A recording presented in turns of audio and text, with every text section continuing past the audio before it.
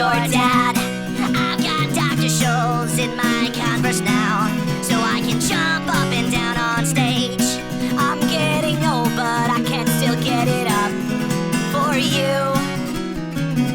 So sit back and pass gas, cause it's time to relax for the Caffeine and Coffins podcast. Sticking out of the bag. Oh, yeah. Yeah. I think that's a good start. It's Yeah, what's sticking out of the bag. Yeah. That's a good float in. That's good. That's good. So, we're back again. We are back. We're back. Right? Murder the Mood? Backstreet's back again? No, and we're back. Right? That's Oh, yeah, that's that is Jesus, lyrics. that's your song, dude. I know. Look at me. I was like, come on. I know I get lyrics wrong all the time, but I know I get that right. You do. Hell yeah, we've got, well, first of all, we got coffee from Jittery Joe's today. We do. Which, Taylor was wondering if Jittery Joe's had 1,000 faces. Was that his question? I'm pretty Just sure. gonna- I'm just pretty gonna- sure that was a Just question. gonna start out the whole Oh. the whole episode. I'm leaving. Goodbye. Taylor's like, this is a trap. And that was Taylor. Yeah, This is Thanks right. for signing on. Thanks so much. Been an Athens native since 2009, if you believe. We do have Taylor here, who is Here Be Monsters. Welcome, Taylor. Thank you.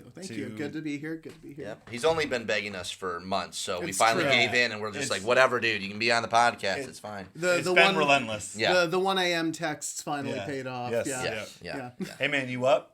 Yeah. I thought that was for something else, but it was about this the whole time. Yes, I am up, but Yeah. I'm sleeping. Let's not rule anything out. Yeah, I'm up now. A little bit of column A, a little bit of column yeah. B. I like it. So Here Be Monsters is a folk punk Yeah. project from Athens, Georgia. Taylor is the brainchild of it. I fucking love Here Be Monsters.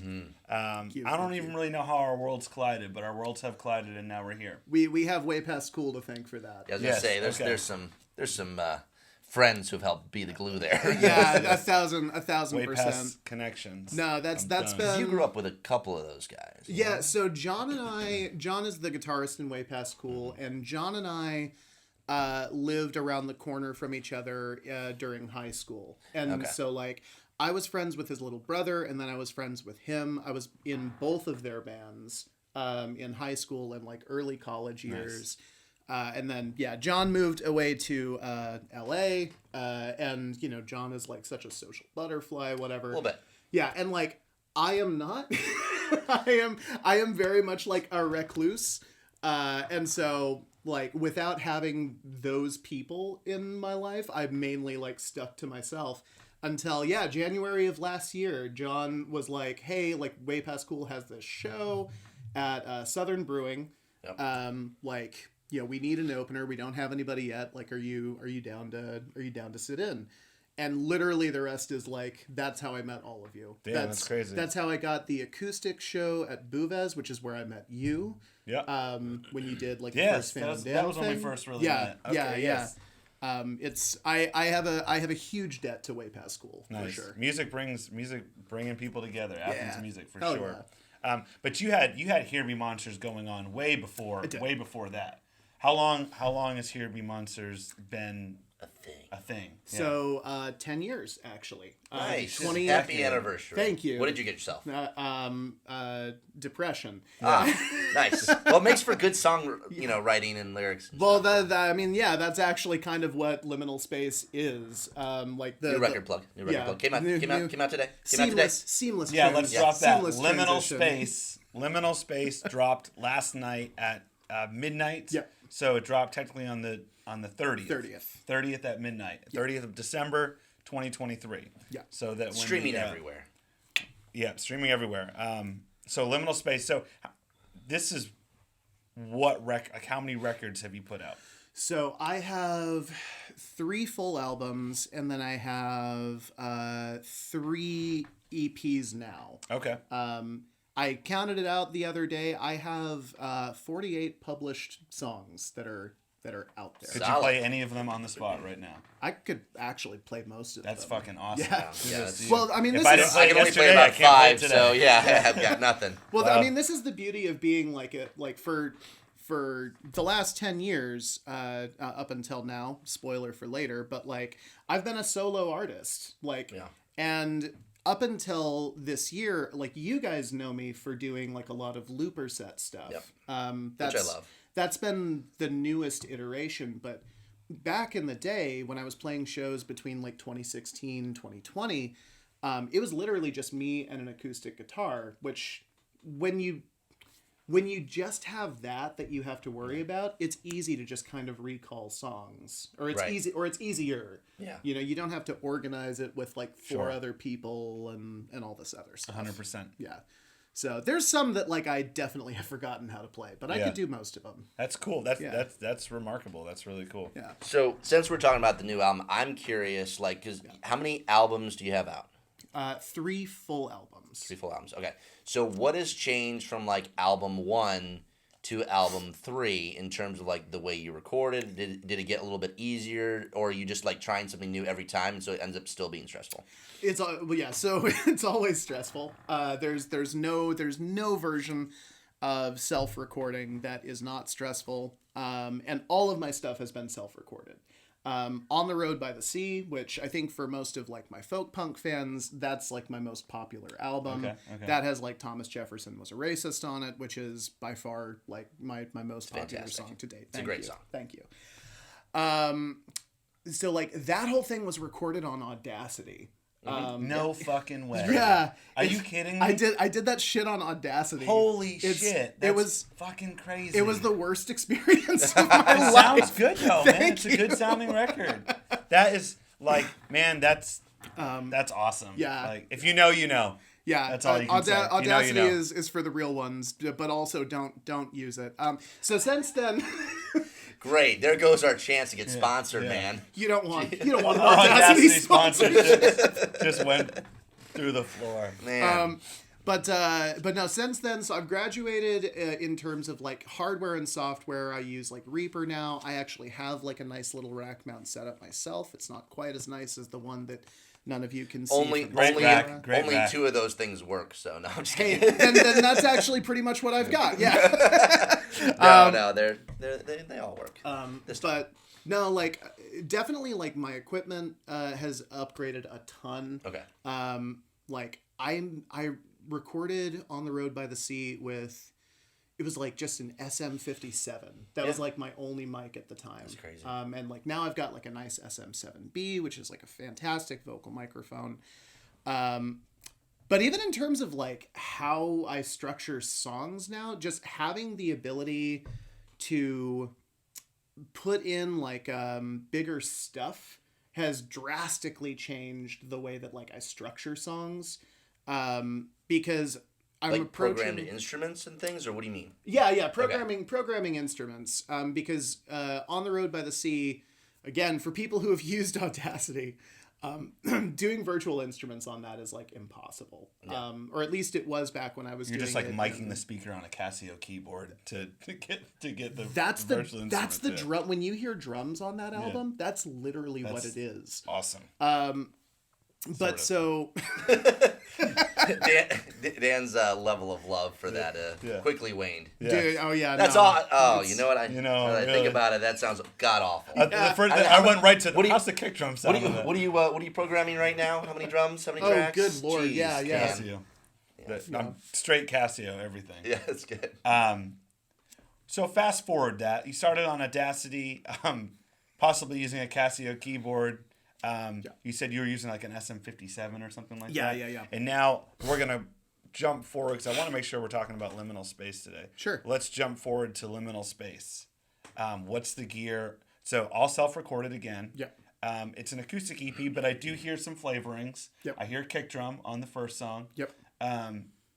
Okay, so what are you using on Liminal Space? Okay. For gear. Yeah, so for gear on Liminal Space, what you're hearing is a total of 6 guitar tracks for every song, done in 2 takes. So I have my guitar plugged in, so you're getting the humbucker pickup sound. Mm-hmm. Then I actually do have an SM57 that's pointed directly at the sound hole, and I have a condenser mic, an AKG P220, I think, that is pointed at like the 12th fret. Okay. So you're getting one take of that, and then I'm overdubbing or doubling those tracks. So you're hearing a total of 6 guitar tracks on this thing. You do have a bass drum in every song that is, it's kind of intentionally buried. Yeah, it's that Here Be Monsters bass drum. It's like, I feel like it's become like a staple, or not an Easter egg, but like a recipe in your sound. Well, yeah. So the thing is, like, I really wanted with this album for it to have the kind of stripped down stuff of like, I know you're into like Ramshackle Glory. Like Pat the Bunny has like these like acoustic albums that are phenomenal, and for the most part, it's really just, you know, him and a guitar. And like, if you're listening to it with headphones, you can find these little things that are like buried deep in the background that like it contributes to this energy that you didn't realize it was there.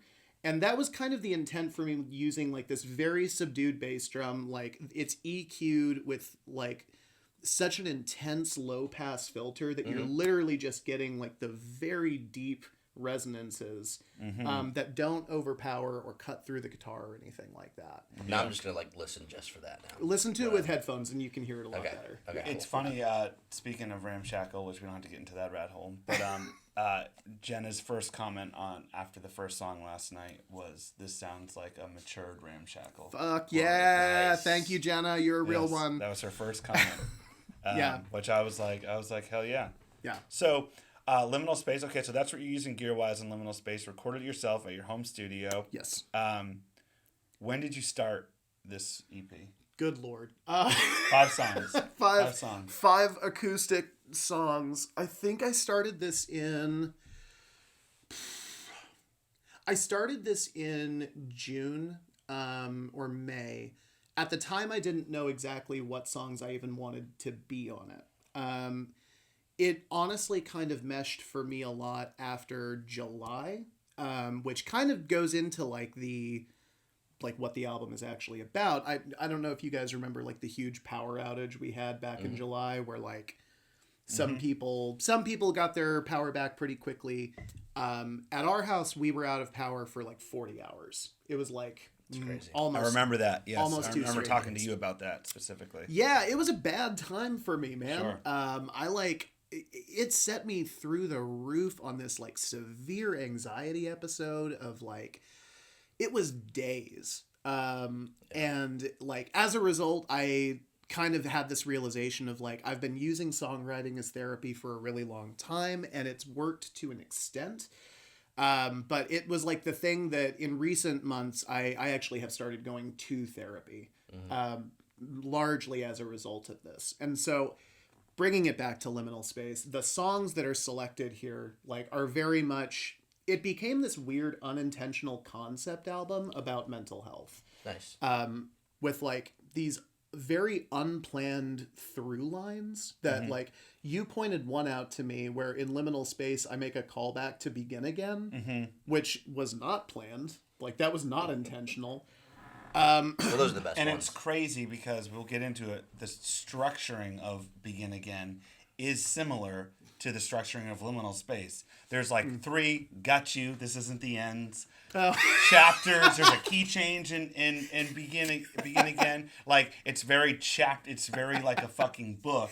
And I'm like, this fucking dude told me that these songs are not related. That's not a callback. But I'm like, man, the lyrics, the structuring of the song, like these are this like. But isn't that crazy how subconscious that writing is? I did Peter Jackson the end of some of those songs a little bit. Well, and like there was another one that I spotted after having the conversation with you. Too Many Potions ends with the line, "I'm not standing here having come this far. I'm taking my time wandering into the dark."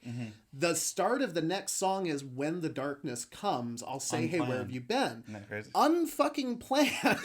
So were you writing? I don't know your exact writing process. We can get into it. But lyric wise, were you writing a lot of these lyrics at the same time? So it depends. Begin Again, I started writing in late 2021. It originally was going to be on Love Yourself Too Much, but it didn't It didn't. Interesting. It didn't fit the vibe of the album. Like Love Yourself Too Much is like a heavy, like actual punk album, and Begin Again just does not have that feel to it. And A Rude Awakening is actually an old song. Like I used to play that song back in like 2017, 2018. Too Many Potions, Blackwater, and Liminal Space were all written like over the course of like early 2023. Finished kind of around the time that like I started recording in like May and June. Okay. Yeah. So yeah, so it sounds like that there's like you probably subconsciously have this theme. Yeah. In your head, in your heart, whatever that has that continuously comes out, and you don't even notice it, which is really cool. And then this record, was triggered, by a mental health theme, and it really brought that. It's really a triggering album. It's that's kind of the problem. Yeah, but it's also the solution. So that's cool, man. That's so what? Cool. My question is, what is the plan for release? Right. So like you've got you're releasing all of this now. I think we had kind of talked a little bit offline about there maybe being some future plans as well to go along with this. Like, did you have a plan in mind? You're dropping the whole EP. Yeah. You're not doing singles. I'm more interested in other musicians' idea of, the best way to release albums and why. Well, and it's such a hard thing in 2023 because so many successful musicians now really emphasize singles, right? Because and sometimes not even albums. Yeah, exactly. Bye, Kem. I'm looking at you. I mean, Kyle is like a perfect example. Kyle's been killing Kyle it. Lewis is a boring name. Kyle Lewis is a boring name. We featured him last episode. He's been killing it on singles. He's been absolutely but so I don't know. I know we've talked about this before. Like I'm definitely more of a traditionalist in that way. I just like having an album. Yeah. I like having something with like a cohesive theme to it. Does that mean that we're also getting physical copies? Working on it. Yes. Right. I've got all the artwork for all that stuff done. I was really hoping to have it by this show coming up on January 6th, which is Flickr, which is the EP release show. I may have a few, but I think I'm going to have to make them by hand at this point. Dang. Okay. Just because it's timing. Yeah, it's such short notice. Hey, you get them expedited for $300. Yeah. There is that guy, if you get with John Brown in Atlanta, that does small runs fast. Like did he turn it around that He turned it fast? around in like less than a week for them. Like So you reach might be able out to get right a hold of now. him. I was gonna say if I send him a message, We're gonna have to take a quick break. Taylor's got a call to make. Remind me after this. I have it on my phone. I'd pull it up, but I want to go through it forever because it'd be cool to shout that guy out. Because absolutely, yeah. We will have shirts. Those are verified. Those are done with the album art. Who did you get the shirts done with? Crystal Method. Crystal Methods. Crystal Method. Right here in Athens. Yeah. They'll do your merch, and they're super dope. So check them out. Yeah. Who did the artwork? The artwork is awesome. Yeah, fantastic. Absolutely awesome. So Christine Zito is the artist. Christine You can find her on Instagram as czito art. Let's tag her in the thing below. Yep. And album art. And we're back. The magic of that's Hollywood. my song. Yeah. Oh yeah. I really thought that was real. I was like, dude, we are getting old, man. We are going to racetrack for coffee in the morning. We are though. Yeah, I honestly can't wait. Very cool. So you went traditional. You put the whole EP out. Yeah. And what are you gonna do to get it in front of new listeners? I have no idea. So this is actually a thing that I struggle with a lot. Sure. Is like, I'm very big about like knowing what your goals are as a band. Sure. And there are lots of bands out there that like they want to get big, they want to get their stuff in front of new people, they want to grow, all that stuff. I'm not really convinced that that's my goal. If I remain a small, relatively unknown local Athens band, Yeah. great. That's awesome. I kind of love the idea of just being a journeyman musician. Yeah. So as far as plans to get it in front of new listeners, I honestly have no idea. Like, I would love to get your guys' thoughts on that. But like like so many musicians, I really hate doing social media. TikTok. I don't want to get a TikTok account. I do not. I'm not gonna lie. Even this, I'd like. It's fun talking. You got a problem with our podcast? Yeah, I do. Even this is even a struggle for Taylor today. being in front of a camera is a weird thing for me. Yeah. And Quick, social lip sync media. your song. Yeah. Well, that's the thing, right? Well, yeah, but that It's that so is weird. That can. I think that you can take a person that has difficulty with public speaking or doesn't like to, be the center of attention or the focal point, and they use the instrument and the lyrics as a performance piece, and so it basically hides yourself. Yeah. You can be someone. I mean, think about how many people, like, you'll see people's stage presence and the way they portray themselves, and then you meet them off stage and they're like super like timid and like really chill. Well, that's literally me. Like if I'm on stage, Not that. if I'm on stage, I'm much more confident. Yeah, It's you're more like, boisterous, but yeah. you're still yourself. I Yeah. don't see a big like, oh my god, that guy plays music. I don't see that in you. Whereas like, Fair. I think we went and saw Jimmy Eat World, and we got to meet some of those guys afterwards, and the hell lead yeah. singer Awesome. was very like. Very quiet, very chill. I mean, obviously it was after a show, so he was a little tired, but still, like, you could tell, like, different personality, like, on stage. Very, like, driving force of the band. Nice. Yeah. Yeah. So, yeah.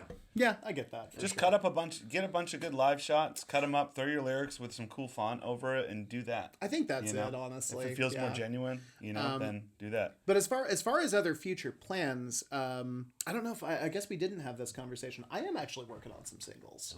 Yeah, yeah. So like, We did talk about it, I just didn't want to spoil it. oh, there you go. I So wasn't sure if we were letting everybody know or not. no. I have no problem with spoiling the Hell yeah. surprise. Now, So yeah. Pause. Are you then going to record are these singles that works now, or is it like once the album is out, then I'm gonna write singles to go with this vibe? Because like, what if you write 5 songs and 3 of them you're like these don't fit, like the song you mentioned earlier? Sure. So I am not going to be going for the same vibe with future recordings. Okay. So you mentioned like was recording difficult this time? Yeah. With every album that I put out, I try and give myself some kind of a challenge. With On the Road by the Sea, it was just to put out an album, period, at all, because it was my first one. It's a challenge in and of itself. Yeah, in Sabbatical, the goal was to put out an album as quickly as I possibly could. I recorded and produced and mixed that whole thing in a month. Talk to Dan. He might need to get some inspiration Yeah, from that's that Taylor. Going With, on a year and 2. With Love Yourself Too Much, the challenge was to not use as many to make like a purely heavy album, and to not use as many like digital instruments. I've got some synth in there, and the drums are digital, but I actually performed them by myself. Right. Like that was one of the challenges there.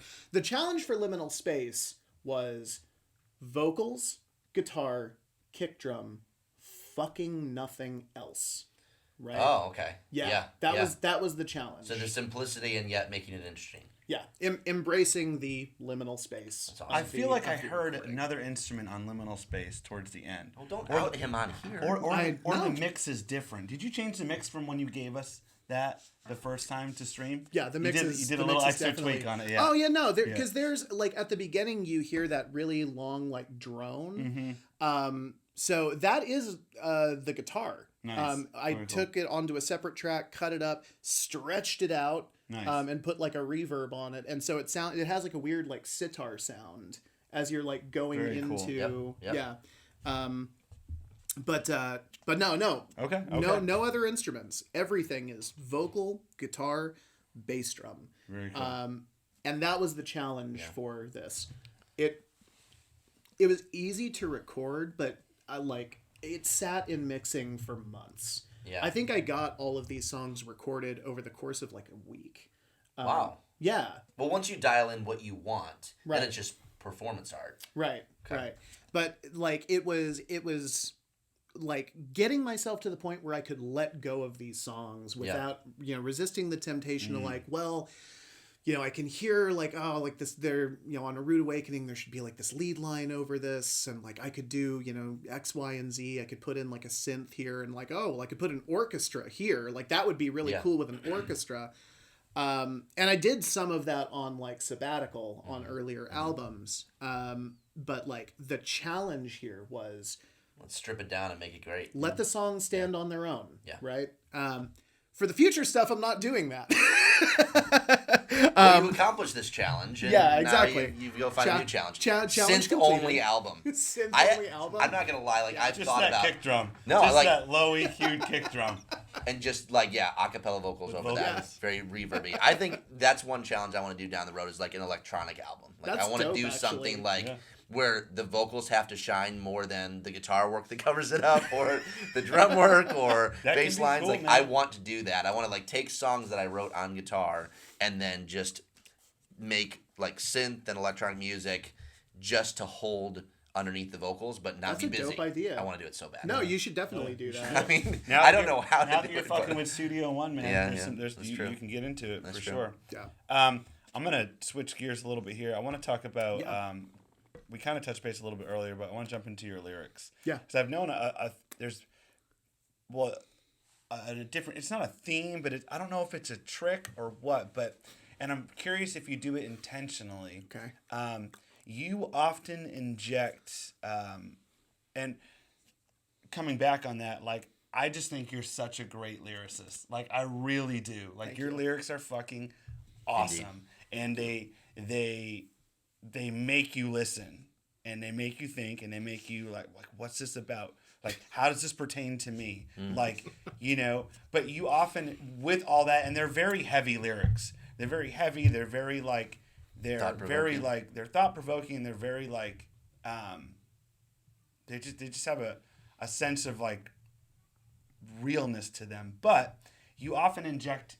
My point. It takes me a while to get to a point. Now here's something. You often inject humor into your lyrics. Yeah. Lightly. Yeah. And it's really cool and it's done well. And I'm curious if that's something that you consciously do or if it just It's your just personality kinda that seeps out.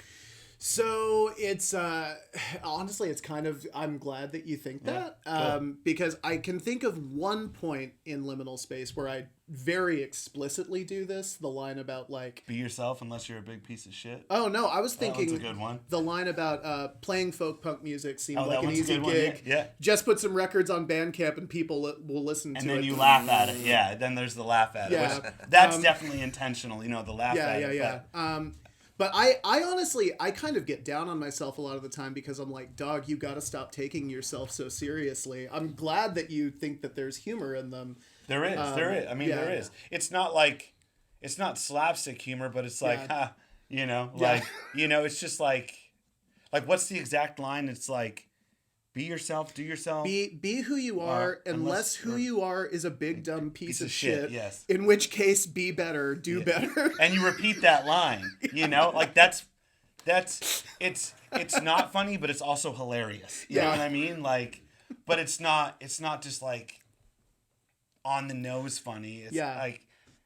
So what I've found is like the thing that I strive for most in lyrics is, does this actually feel true? Yeah. Right. Okay. Because like if you want something that's really going to hit and impact anybody, like I don't. This gets really deep into the weeds and philosophy. If Kyle were here, he could probably help. But like, there is something universal about being honest with yourself. Like this is like what first attracted me to like Pat the Bunny, right? Like Ramshackle Glories, Live the Dream, really any of their albums, they are filled with these brutally honest lyrics. Yes. That are just like, I'm not a former heroin addict or anything like that. I haven't gone through recovery, but there's something about the way, the honesty that he describes his experiences that hits something deep down here. You're not afraid to call himself out. Yeah, And, exactly. The humor really is like, if you spend too much time, I'm trying to put a joke in my song. it's not that. It's if you try and spend too much, you don't want to you want there to be some kind of a light at the end of the tunnel, right? And like Lyrically? hard truths can be really tough. But like, take a song like Begin Again. Like, if the whole thing is like, I want you, like, this is what I found from like examining my own life. Like, you might find something similar. But like, if I literally am just like, hey, you fucking suck for like 5 minutes, Right. I'm not motivating anyone to do anything, right? There has to be some level of levity, right? In the way that you present really hard truths. Because just coming down on somebody is like it's not a good thing to do, right? It's not helpful if you actually care about people really getting that message. Sure. Yeah. So that's what it is on one level. On another level, it's also very much just like, I have anxiety, and this is like, humor has often been like a defense mechanism for me. And so, I think that's interesting though that you said light at the end of the tunnel. So you're writing songs about mental health, right? Yeah. It's like, it's almost like a subconscious responsibility in there. Like, if I'm going to put this out, like, it can't. Let's not also create depression. Yeah, let's let you know there's a way out. See, it gets better. Yeah. Let's not add to the mental health. Right. So yeah, Taylor's been accused of bringing people down with his newest album. Yeah. Shit.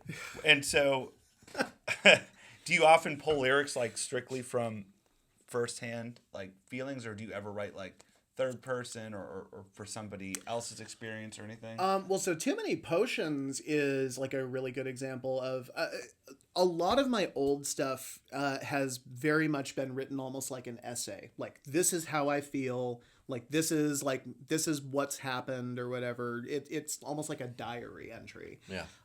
With stuff like Too Many Potions, though, I've really started embracing this more like narrative style of lyrics.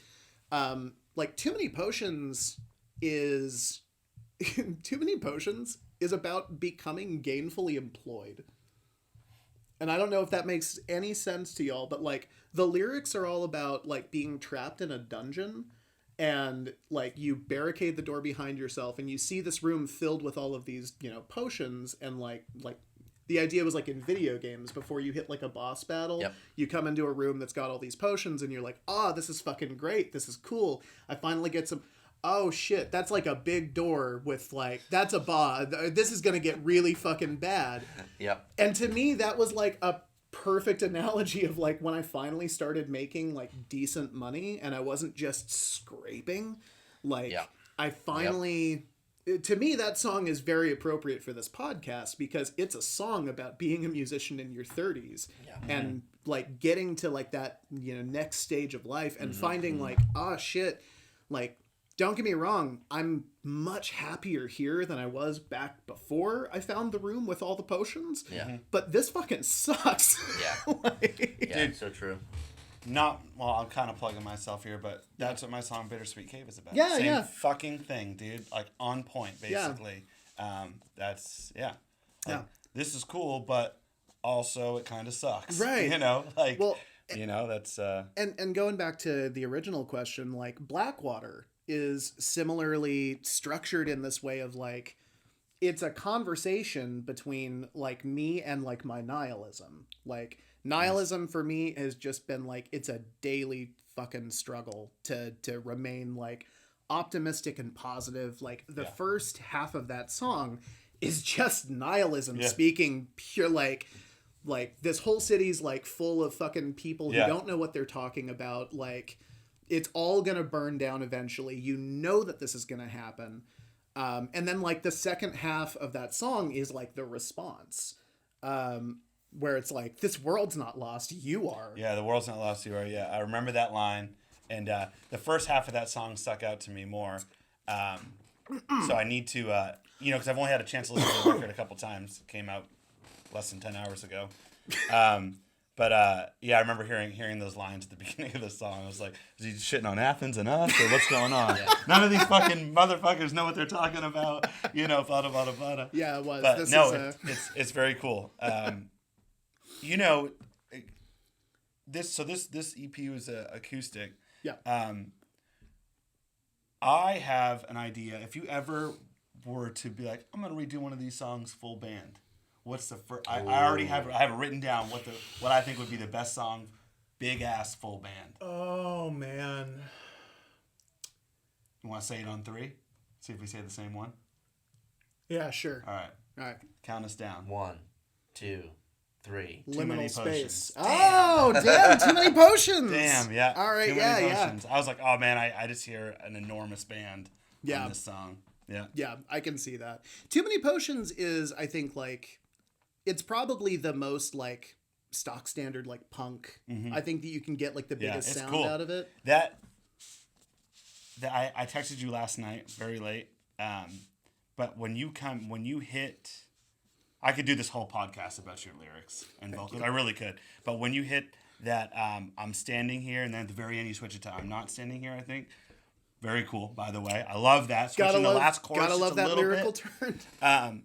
But man, like, if y'all only have time to listen to one song, my recommendation would be Too Many Potions. But when you say, like, I'm standing here, like, chills, dude. Like, I just want to hold you. I'm standing here with you, dude. I'm sitting here. But man, like, listen to Too Many Potions. That chorus is just gonna hit you. It's gonna hit you, man. You may be the most emo artist in Athens. I was gonna say, yeah, I'm Absolutely, dude. Like, I'm gonna try to start competing with you, but man, I don't bill myself as an emo artist. I'm just a guy with depression. yeah. That's a line, dude. That's the tagline right there. That's a lyric with subtle humor in it. Yeah. Boom, it's another one. I don't bill myself as an emo artist. I'm just an artist with depression. That's good, man. Very cool. So let's get into like where they can follow you, listen to music. Sure. Just kind of give us a little bit of that. Yeah, so if you want to follow me, the two main channels that His house is right over off of. Yeah. Let's get his If you want to follow him, the store car code is license plate number. I walk my dogs along this route at this time of day. Yeah. Stalkers are welcome. Yeah. Please don't. So if you want to find me, I have two main channels that I operate on. All of my music is available for free download on Bandcamp. It's updated relatively regularly whenever I have a new release. My most watched after stuff is either YouTube or Instagram. I have a YouTube where, in addition to like my albums, you can find lots of like fun little covers and other goodies. And if you want to just like talk to me or follow like my more daily life stuff, I don't post on IG all the time, but like Instagram is probably like the main channel where you can find me. And that's just at Here Be Monsters with 2 S's, something like that. And I would be remiss if we didn't plug just for a second the gaming side. Yeah, hell yeah. So let's talk. So both of these guys have been playtesters for TGS Games, which is the gaming company that I co-own. That makes it sound so much bigger than it is. We're 2 guys. I think we've made like $13 total. But we make a $13.50. We make TTRPG games. So if you're into stuff like Dungeons and Dragons is like the most popular one. But so we released a game called God in a Corpse earlier this year. Hella fun to play. Yeah, fun to play. Super fun time. That was my first TTRPG experience. Was testing that game. It's tough. My first titty experience. You guys call it titty for short? No? Okay. Oddly. Real missed opportunity. Real miss. You can I'll provide the links for both of their play tests. It was recorded. But super fun times. And yeah, so like we're on kind of a hiatus right now. Just because our work schedules have gotten absolutely wild. Corey is the other half of that project, and his work is just gangbusters right now. But we should be back in 2024 with some updates for God in a Corpse, which is the game that we came out with earlier this year. If you want to follow us there, the main place to do that is going to be on Twitch. We stream we used to stream every Wednesday around 6 p.m. Eastern. We'll get back to that schedule eventually. But Get Twitch the marketing down for the gaming side. Oh yeah, totally. Wednesdays at 6 p.m. Eastern. Boom, boom, boom. What are you gonna do to market the music? No idea. You know? So you mentioned the dogs earlier. Shout out to the animals. Shout out to the animals. I have 2 dogs and 3 cats. I have Benny, who is a French bulldog, who is a little dictator who runs my entire life. And the extent to which I hate that dog is matched only by the extent to which I love that dog. That's just owning pets. Yeah, I was about to say. I've got Yoda, who's been our dog for like 10 years. He's my little old boy, little old man. We've got 3 cats. There's Chauncey, Izzy, and Oswin. Both of them we've had as long as Leslie and I have been together. Nice. Yeah, nice. yeah. So they're the pets. Yeah, they're the OGs in the house. Yeah. So we got Here Be Monsters, YouTube, Instagram, Here Be Monsters, Spotify, Here Be Monsters, OnlyFans, Here Be Monsters. New record out, Liminal Space. It's awesome. Do yourself a favor, listen to that today. With headphones if you want to hear any ghost With beats. headphones, yeah. And thanks for coming on, man. Thank you Very for cool. having me. Congratulations on the record. Appreciate Putting it. out a record is a ton of work, and you've done several awesome ones. Thank you. Very cool. Thank you. We're gonna feature a song today, not from Liminal Space, because we have featured something from there before. We have. We've got a pop punk band from Athens called Way Past Hell Cool, yeah. and we're gonna check out their song $1 Million Personality coming up in just a second.